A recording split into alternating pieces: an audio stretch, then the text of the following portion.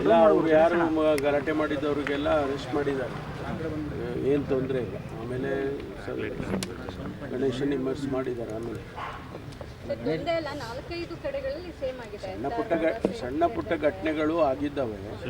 ಒಂದು ಕಡೆ ಅಲ್ಲಿ ಎಲ್ಲೋ ಒಂದು ಕಡೆ ಫ್ಲ್ಯಾಗ್ ತೊಗೊಂಡು ಬಂದ ಅಂತೇಳಿ ಒಂದು ಸ್ಟ್ಯಾಬಿಂಗ್ ಮಾಡೋಕ್ಕೆ ಟ್ರೈ ಮಾಡಿದ್ದಾರೆ.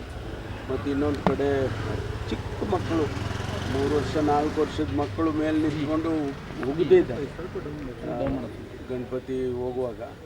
ಈ ಥರದ್ದೆಲ್ಲ ಆಗಿದೆ. ಎಲ್ಲ ಎವ್ರಿಥಿಂಗ್ ಈಸ್ ಅಂಡರ್ ಕಂಟ್ರೋಲ್. ಮಾಡಿದ್ದಾರೆ. ನಾವು ಎಲ್ಲ ರೀತಿಯ ಕ್ರಮ ತಗೊಳ್ಳಿ, ಜನನೂ ಕೋಆಪ್ರೇಟ್ ಮಾಡಬೇಕಲ್ಲ.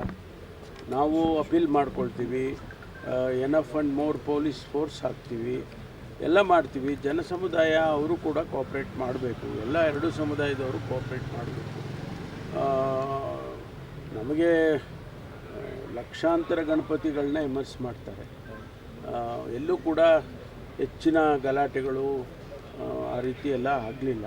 ನಾವು ಚೆನ್ನಾಗಾಗಿದೆಯಲ್ಲಪ್ಪ ಈ ಬಾರಿ ಅಂತ ಅನ್ನುವಾಗ ನಿನ್ನೆ ಮದ್ದೂರಲ್ಲಿ ಆ ಘಟನೆಗಳಾಗಿದೆ. ಒಟ್ಟಾರೆ ಕಾನೂನು ಪ್ರಕಾರ ಏನು ಕ್ರಮ ತಗೋಬೇಕೋ ಅವ್ರ ಮೇಲೆ ಖಂಡಿತವಾಗಿ ತಗೊಳ್ತೀವಿ. ಹೇಳ್ತಾ ಇರ್ತಾರೆ ಅವರು ಹೇಳ್ತಾ ಇರ್ತಾರೆ. ಸರ್, ಈಗ ಓವರಾಲ್ ಕರ್ನಾಟಕದಲ್ಲಿ ಇಂಥ ಗಣೇಶೋತ್ಸವದ ಸಂದರ್ಭದಲ್ಲಿ ಕಮ್ಯುನಲ್ ಇಶ್ಯೂಸ್ ಆಗ್ತವೆ ಸರ್, ಏನು ಡೈರೆಕ್ಷನ್ ಕೊಟ್ಟಿದ್ದೀರಾ ಸರ್?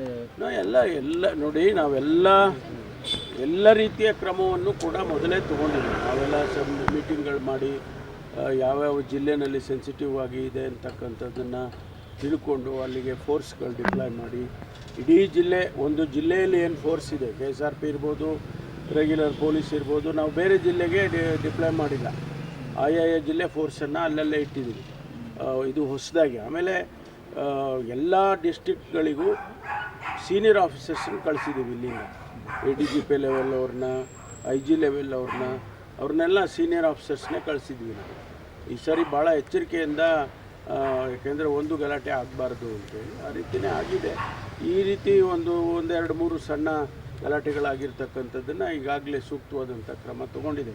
ಈಗ ಸಹಜ ಸ್ಥಿತಿ ಬಂದೇ ಎಲ್ಲ ಸರ್, ಏನು ತೊಂದರೆ ಇಲ್ಲ. ಎಲ್ಲ ಪ್ರಿಕಾಷನರಿಗೆಲ್ಲ ಮಾಡಬೇಕಲ್ಲ. ಪೊಲೀಸ್ನವ್ರು ಏನು ಪ್ರಿಕಾಷನರಿಯಾಗಿ ಏನು ಬೇಕೋ 144 ಆಗಲಿ, ಬೇರೆ ಬೇರೆ ರೀತಿಯಲ್ಲಿ ಏನು ಕ್ರಮ ತೊಗೋಬೇಕು ಎಲ್ಲ ಮಾಡ್ತಾರೆ. ಅದನ್ನು ಎಸ್ಕಲೇಟ್ ಆಗೋದಕ್ಕೆ ಬಿಡೋದಿಲ್ಲ. ಪ್ರತಿಭಟನೆಗೆ ಬಂದಾಗಿದೆ ಸರ್. ಆಯಿತು ಬಿಡ್ರಿ, ಅದು ಬೇರೆ ಇನ್ನೇನೋ ಕೇಳ್ತಾರೆ.